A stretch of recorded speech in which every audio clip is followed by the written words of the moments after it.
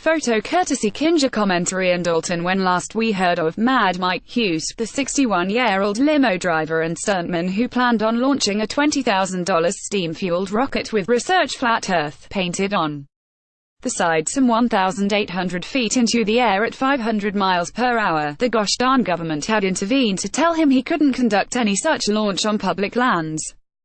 But Hughes has not been deterred, and in a number of posts on his Facebook page he claims to have a real launch plan for February 3rd.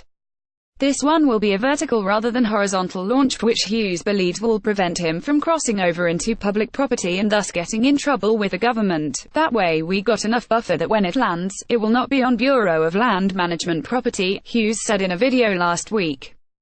Hughes has launched homemade rockets with himself as the human cargo before, but he's only recently become a flat Earth convert at the same time he needed to raise further funds for DIY rocketry, according to the Washington Post. It's still not entirely clear what Hughes intends to prove with the launch because, as Live Science noted, observing the curvature of the Earth requires one rise some 35,000 feet 10,700 meters above the ground.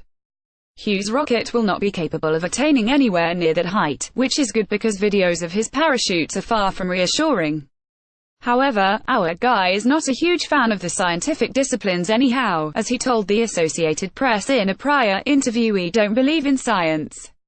I know about aerodynamics and fluid dynamics and how things move through the air, about the certain size of rocket nozzles, and thrust. But that's not science, that's just a formula. There's no difference between science and science fiction. We've all been let down on this flat Earth rocket stuff before, but Hughes seems pretty insistent that this time there will actually be a launch." In a Facebook thread over the past few days, Hughes additionally announced there will be no spectators, and that any drone flying near the private property will be shut down.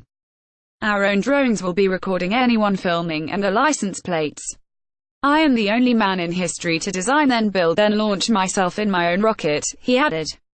"So fly your drones up your ass." Popular Mechanics Live Science.